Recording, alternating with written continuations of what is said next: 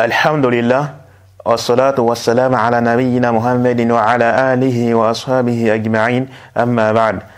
Ceci est notre 8e audio concernant la série intitulée Dévoilement des mensonges et des tromperies d'Abu Muslim Safirullah. Et aujourd'hui, on va parler d'Ibn Hajar al-Haytami. Dans l'audio précédent, on a parlé de Subki. On a parlé de lui de manière résumée. Cette fois-ci, on va parler d'Ibn Hajar al-Haytami.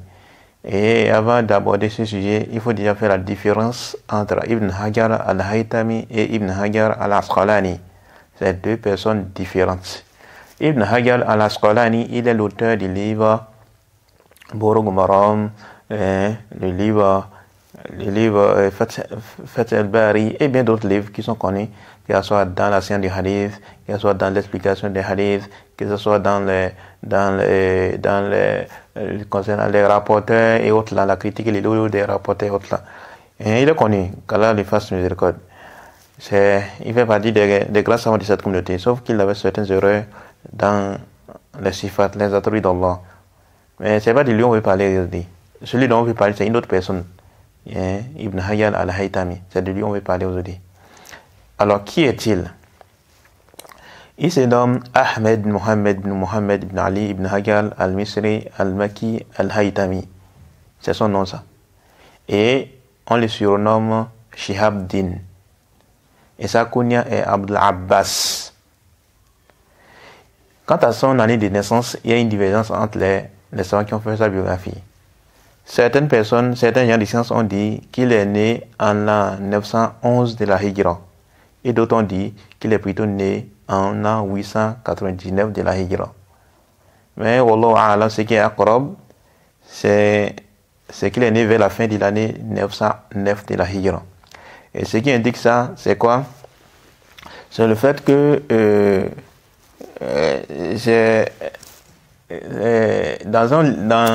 dans les livres où on parle de ces shuyukh, donc Mu'jam Shuyukhihi, donc le livre où on regroupe ces shuyukh, dans ces livres-là, il est mentionné qu'il est né 3 ans environ avant le décès de l'imam Suyuti. 3 ans environ avant le décès de l'imam Suyuti. Alors que l'imam Suyuti est mort en quelle année? Il est mort durant le mois de Jumad al-Oula, durant le mois de Jumad al-Oula de l'an 911 de la Hijra. Ce qui indique qu'Ibn Hajar al-Haytami est né en l'an 909 de la Hijra. Wallahu a'lam. Et Ibn Hajar al-Haytami est orphelin, car son père est mort alors qu'il était encore petit. Et c'est son grand-père qui s'est chargé de son éducation. Après qu'il ait fini de mémoriser le Coran ainsi que certains livres de jurisprudence, il y a certains livres de jurisprudence selon les mazhab de l'imam Shafi'i, et son grand-père est décédé. Et après le décès de son grand-père, c'est Mohammed Shamsuddin ainsi que Shamsuddin Ashanawi qui se sont chargés de son éducation. Ce sont eux qui ont pris soin de lui pour son éducation. Et ces deux personnes-là sont des professeurs de son grand-père. Les deux personnes-là, Mohammed Shamsuddin et Shamsuddin Ashanawi, c'est deux des professeurs de son grand-père. Ils sont eux qui ont pris soin de son éducation. Et parmi ces enseignants, il y a Zakaria ibn Muhammad ibn Ahmed ibn Zakaria al-Ansari al-Qahiri, qui est connu sous le nom Zakaria al-Ansari. Parmi ces professeurs, il y a Abul Hassan Muhammad ibn Abdurrahman ibn Ahmed. Et al-Haytami, il fait partie des Asha'ira. Al-Haytami, il fait partie des Asha'ira tardifs. Comme je l'avais dit, les Asha'ira sont divisés en 2 catégories. Les Asha'ira ne sont pas au même pied d'égalité. On dit les Asha'ira, c'est vrai, les Asha'ira, bien qu'ils soient égarés, mais ils ne sont pas au même pied d'égalité. Il y a les anciens et les tardifs. Les anciens, ils affirmaient certains attributs. Contrairement aux tardifs. Les tardifs, ils n'affirment que 7 attributs. Donc quand on dit que l'Asha'ira affirme cet attribut, on parle des tardifs. Contrairement aux anciens, les ancêtres, comme l'imam Bayhaqi, l'auteur des Sifat, Asma wa Sifat, Sunan Kubra et autres là. Bien qu'il soit un éminent savant dans les hadiths et autres là, mais il avait certaines erreurs. Il a suivi l'Asha'ira, il a été trompé par certaines personnes, malheureusement. Et il n'est pas le seul, il y a aussi d'autres savants. Par exemple, parmi les Asha'ira, les anciens, il y a qui encore? Il y a Ibn Fawraq, ainsi que d'autres. Et tous, c'est la même méthodologie qui suivent. Mais sauf que les anciens là, les anciens, sur certains points là, ils n'ont pas de problème. Les anciens, par exemple, ils affirmaient l'attribut d'élévation à l'istiwa, l'élévation de l'ordre au-dessus de la création. Eux, ils affirmaient ça. Contrairement aux tardifs. Les anciens également, ils affirmaient quoi? Qu'Allah a deux mains. Sauf que de la manière qu'ils affirment ça, c'est pas de la même manière que les gens de la Sunna affirment. Contrairement aux tardifs, parmi les Asha'ira, ils vont expliquer, ils vont faire les tawil des sifat en disant par exemple les mains, ça veut dire bienfait ou bien force. Oui. Et les tardifs, en fait, quand on observe attentivement la réalité des Asha'ira tardifs, en réalité, ce sont les Jahmiya en fait. Ils ont suivi la coin des Jahmiya. Pourquoi? Parce que quand vous allez voir les ambiguïtés, les positions que les Asha'ira tardifs ont adoptées, comme Ar-Razi, Al-Ghazali, Ibn Hajar al-Haytami, Subki et autres là, les tardifs là, quand vous allez observer les paroles et que vous allez observer la parole des Jahmiya, vous allez voir que les paroles là sont en convergence. Ils sont en accord. Les mêmes ambiguïtés que les Jahmiya propagées à l'époque des Salaf, ce sont les mêmes ambiguïtés que la Asha'ira tardif la propage. Donc quand vous allez observer attentivement les paroles de la Asha'ira en ce qui concerne les attributs d'Allah subhanahu wa ta'ala, vous allez voir les mêmes ambiguïtés qu'ils propagent. Ce sont ces mêmes ambiguïtés que les Salaf avaient réfutées. Ce sont ces ambiguïtés que les Jahmiya avaient propagées, les Salaf avaient réfutées. Par exemple, vous regardez, prenez seulement les livres là, de l'imam Darimi, où il réfute Bishr al-Mirishi, ainsi que d'autres parmi les Jahmiya, dans le livre aussi, Arad al-Jahmiya, et autres livres qui ont été écrits pour réfuter les Jahmiya. Vous allez voir que les paroles de Jahmiya là, qui étaient répandues à l'époque des Salaf et les Salaf avaient réfuté, vous allez voir que les paroles là, c'est les mêmes paroles que les Asha'ira contemporains, pour les Asha'ira tardifs, particulièrement les Asha'ira contemporains ont adopté. C'est la même. C'est pourquoi on dit quoi? En réalité, les Asha'ira tardifs là, ce sont quoi? Les néo-Jahmiya. Ce sont les néo-Jahmiya. Contrairement aux anciens. Les anciens, bien vrai qu'ils avaient des problèmes dans les sifat et autres là, mais quand même, ils affirmaient certains attributs d'Allah subhanahu wa ta'ala, sans oublier que celui à qui il s'affiliait, la personne s'est repentie. Abul Hassan al-Ash'ari, il s'est repenti, il est revenu sur la voie des Salaf. Il disait qu'il était sur la voie de l'imam Ahmed. Vous voyez? Mais en réalité, les Ash'ari, ils sont en réalité sur la voie d'Ibn Qulab. Bien évidemment, ils ont fait quoi? Ils ont mélangé avec la voix de Jahmiya.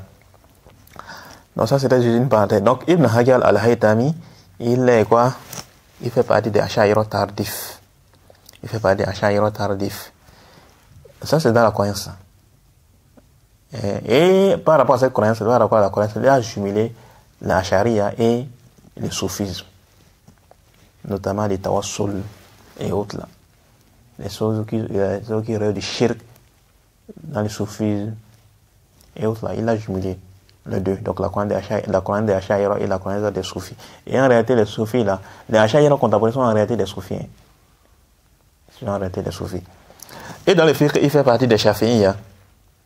Et il est décédé à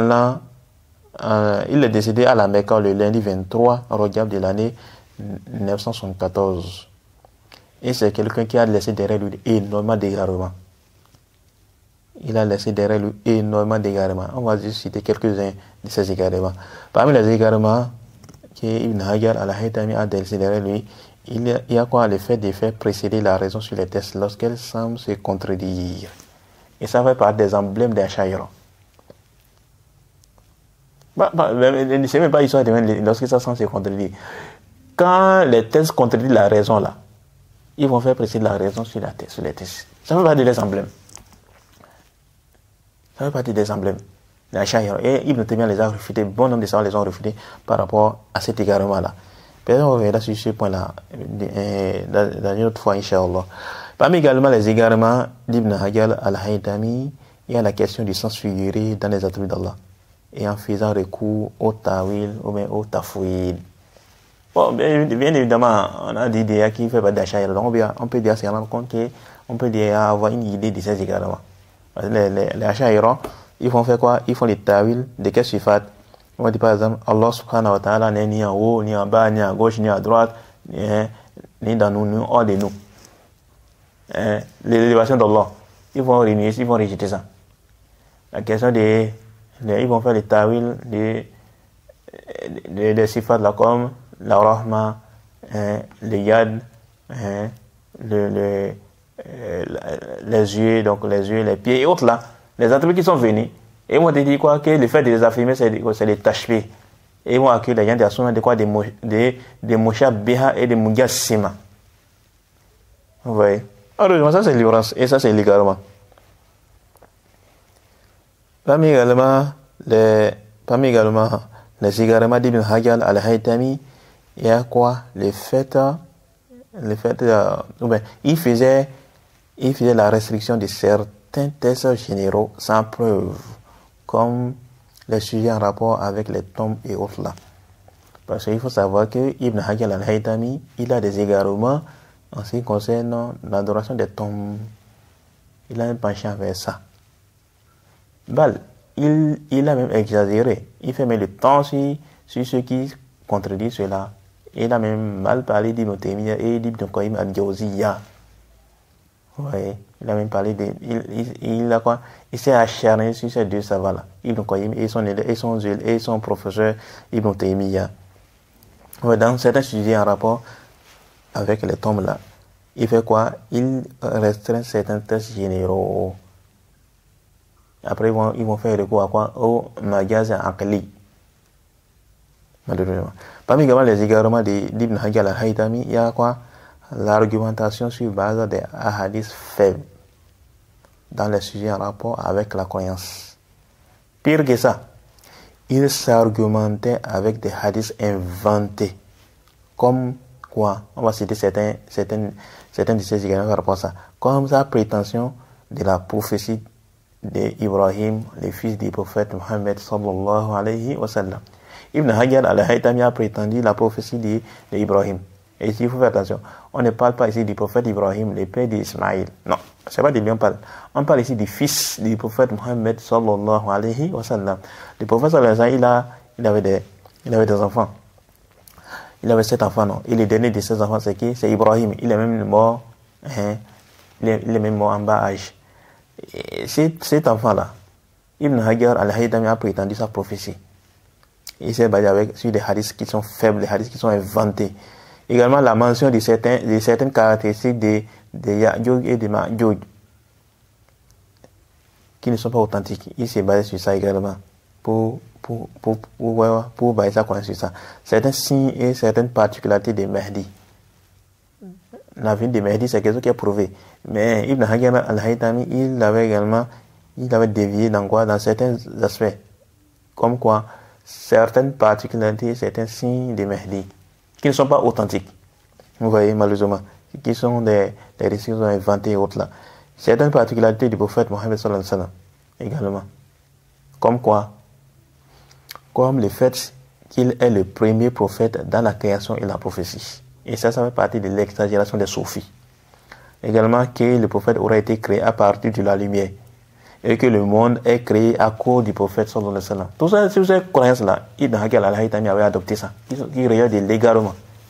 De la mécréance même. Et sa prétention que la première obligation sur l'individu, c'est quoi? Al-Qasad. Et ça, c'est la voie d'Ash'ari. Également, la question de quoi les caractères préférables de visiter uniquement la tombe du prophète Mohammed sallallahu alayhi wa sallam. Et s'acharner sur ceux qui contredisent cela, notamment sur Ibn Taymiyyah et de son élève Ibn Qayyim al-Jawziyya. Vous voyez? Et de son élève Ibn Qayyim al-Jawziyya. Vous voyez? Donc voilà de façon résumée ce qu'on peut dire en ce qui concerne les égarements d'Ibn Hajar al-Haytami. Alors, qu'est-ce qui s'est passé? Alors, Ibn Hajar al-Haytami, il s'est acharné sur Ibn Taymiyyah et sur son élève Ibn Qayyim al-Jawziyya. Il a été injuste à l'égard.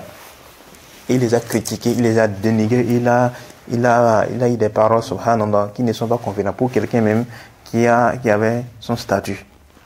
Vous voyez? Et alhamdulillah, les savants qui sont venus après lui, ils l'ont refuté, ils l'ont dévoilé, ils ont dévoilé ses mensonges, ses accusations à l'égard d'Ibn Taymiyyah. Oui. On va citer certains également ici. Certaines paroles, on va citer ici certains savants qui l'ont refuté. D'ailleurs, il faut savoir qu'Ibn Hajar al-Haytami, en réalité, il a fait le suivi avec des Subki. Donc, les mêmes accusations que Subki avait lancées à l'égard d'Ibn Taymiyyah, il les a repris.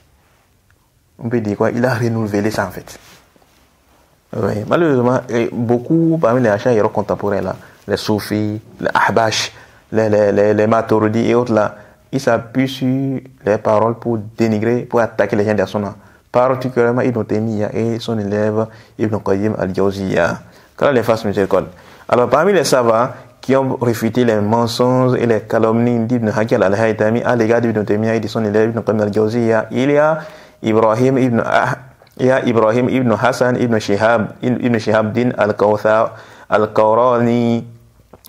Il fait partie des Shafi'iyya et il fait partie des savants du hadith. Il est mort en l'an 1101 de la Hijra.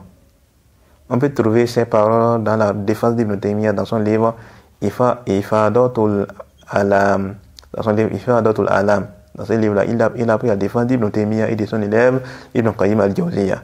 Parmi également ceux qui ont défendu Ibn Taymiyyah, il y a Ali ibn Sultan Muhammad al-Harawi al-Qari al-Hanafi.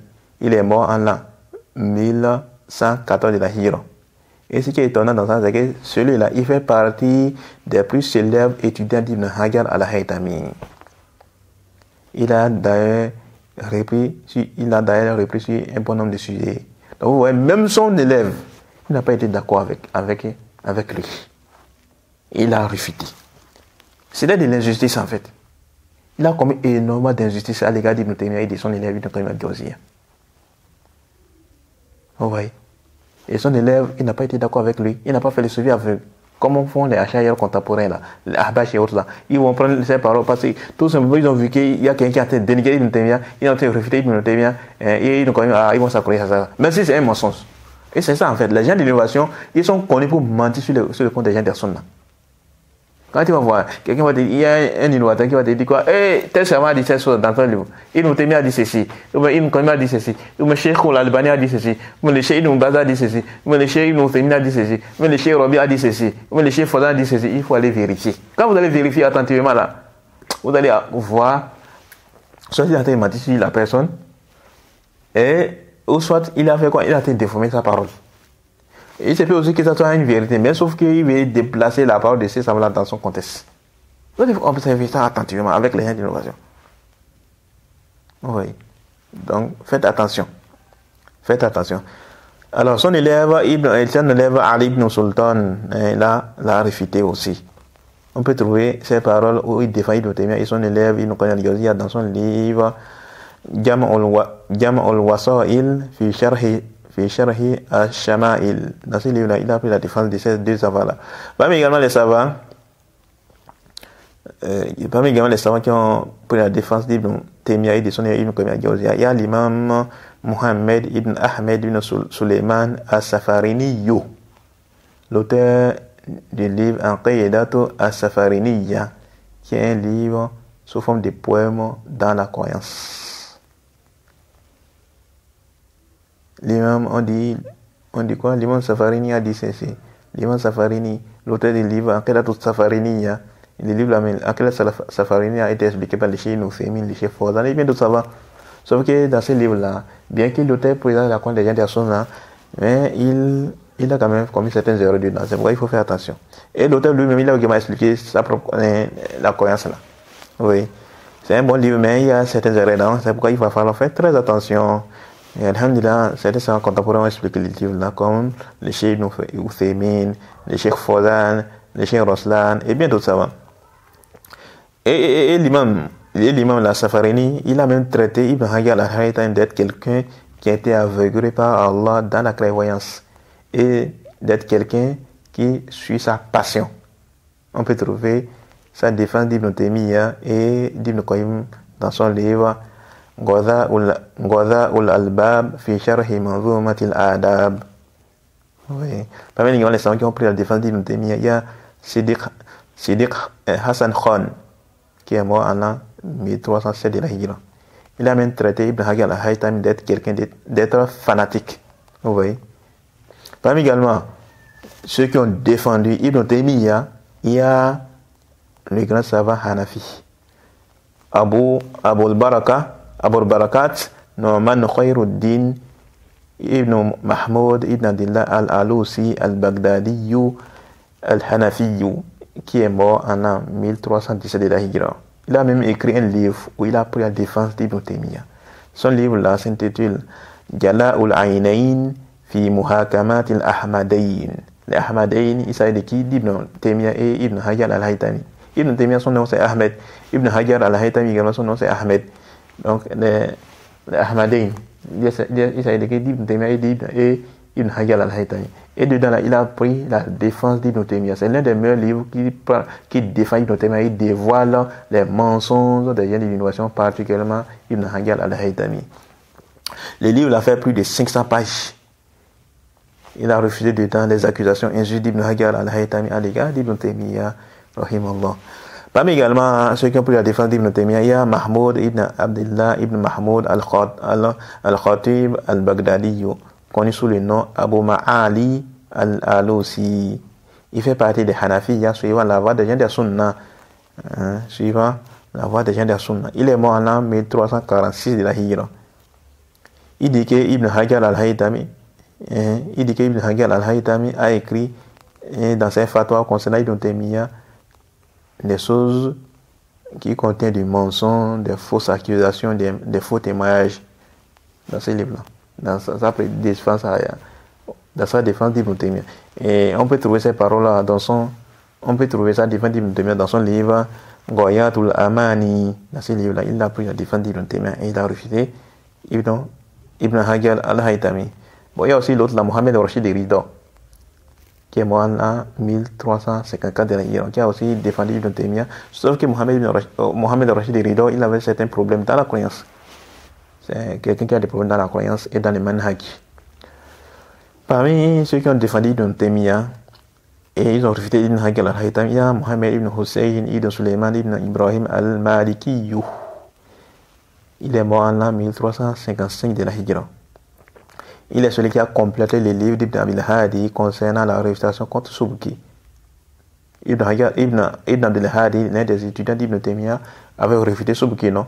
Sauf qu'il n'a pas terminé son livre. Et c'est ce savant-là, Mohamed ibn Hussein ibn Suleiman ibn Ibrahim al-Maliki, qui a fait quoi? Qui a terminé ce livre-là. Et dans ce livre-là, il réfute Ibn Hajar al-Haythami et il prend la défense d'Ibn Taymiyyah. Il y a aussi d'autres savants qui ont défendu Ibn Taymiyyah. Ils ont fait quoi? Et ils ont répondu aux accusations d'Ibn Hajar al-Haythami. Ils ont été très durs vis-à-vis de lui. Notamment les imams de la Dawa Naqdiyya. Ils ont été très durs envers Ibn Hajar al-Haythami. Ils l'ont refuté. Vous voyez? Et bien d'autres savants. Ce que j'ai cité ici, c'est juste quelques-uns. Sinon, il y a beaucoup de savants qui ont pris la défense d'Ibn Taymiyyah. Et ils ont refuté Ibn Hajar al-Haythami. Et Ibn Taymiyyah, il est la bête noire des gens de l'innovation. Ibn Taymiyyah, il est la bête noire des gens de l'innovation.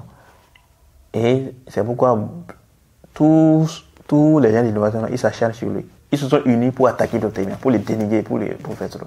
Ça ne sert à rien en fait. Il y a les choses qui sont reprochées à Ibn Taymiyyah. Certaines choses qui sont une vérité, mais c'est Ibn Taymiyyah qui est sur la vérité. Les choses qui ont rapport avec la croyance, bien sûr. Et les choses qui ne sont pas prouvées. Ce sont des mensonges seulement à l'égard d'Ibn Taymiyyah. Comme par exemple, les mensonges à l'égard d'Ibn Taymiyyah, comme la question de quoi? Les tagissim. Les tagissim, c'est-à-dire le fait d'attribuer à Allah le corps. Ou bien également le tashbih, le fait de ressembler à Allah, sa création. Les mushabbiha et les mujassima. Ils accusent Ibn Taymiyyah d'être un mujassima et un mushabbiha. Même Ibn Hajar, il a qualifié Ibn Taymiyyah avec ces qualificatifs-là. Les gens l'ont réfuté par rapport à ça. Parce que eux, là, les Asha'ira, les Maturidiens, les Ahbash et autres, là, quand ils affirment les attributs d'Allah, ils vont dire ça, c'est du tashbih. Ça, c'est attribué à Allah le corps. Le fait de dire qu'Allah est le haut de la création, Allah a 2 mains, Allah a 2 pieds, Allah parle. Bon, 2 pieds, bon, je ne sais pas s'il y a des gens qui disent Allah a 2 pieds. Mais il a trouvé 2 pieds est venu. Mais est-ce que c'est 2? Wallah alam. Je ne me souviens pas. Je ne sais pas.